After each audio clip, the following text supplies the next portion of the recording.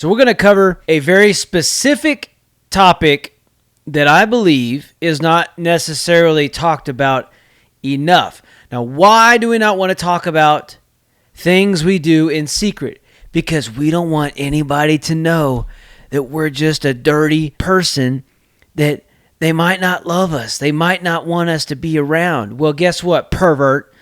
We're going to air out your laundry today. We're going to talk about something. I don't know if you've heard this phrase, but it's very common in our world today, and it is hookup culture. I am not going to show you videos of this because it is disgusting.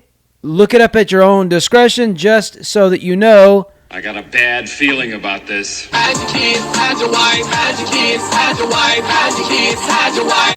We're going to talk about some things that is not kid appropriate today. And if you are sensitive to graphic talk, we're not going to get like weird, but if you get uncomfortable when you hear the word sex, like a little 13-year-old that giggles in the corner when someone says the word in class, you probably don't need to watch this live stream today.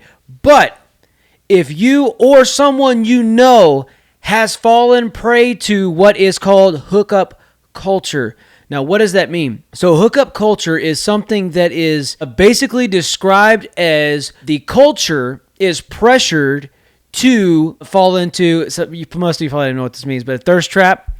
So you got these girls on Instagram or TikTok, and all they're doing, this is why I hate TikTok. I think it's a little more than that now, but where they just dance around and jiggle their stuff, and it's like, why are you even here? Like, what is your point except for just trying to get attention?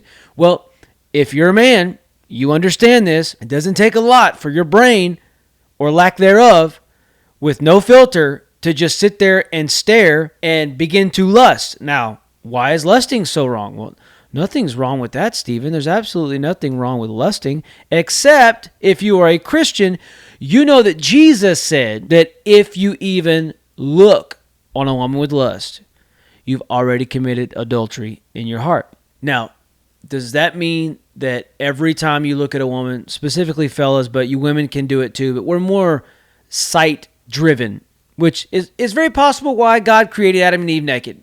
I mean, it wasn't until shame was introduced and they knew they had done something wrong that actual clothes was needed. They just walked around in the buff, in the nudies. So that being said, we're meant to enjoy that within the confines of marriage and covenant. So hookup culture is meant to, and it's a divisive setting where bad fruit, not only in your heart, have I been muted the whole time? No, I haven't. Okay. I was about to be really upset. It's where it's trying to set us up to where we don't value covenant anymore. Now, why is covenant so important? If you value covenant, you can properly value a relationship with Christ and a relationship with the Father. We just passed Father's Day a couple weeks ago, and we had to postpone ours because here in Longview, the a couple days before that Sunday, we lost power completely in the city of Longview. And so our church didn't have power or anything, so we had to postpone. We just replayed an old service completely. And that being said, I just gave him the message that I prepared for Father's Day this past Sunday, so a few days ago. And it's mind-blowing, the divisive culture that, let's call it out the way that it is. This talk may make you feel uncomfortable, but this is just the facts. The devil is trying to get the definition of mother and father so confused. It's trying to get to where women are calling themselves men and men are calling themselves women, and they are going with this back and forth, and they can just choose whatever they want to do. I saw somebody, I think it was on a cover of a magazine. It's so ridiculous to me, the amount of push and praise that these people are getting for mental illness or demonic, whatever you want to call it, oppression, depression, suppression, to where the enemy has contorted the very definition. Think about this.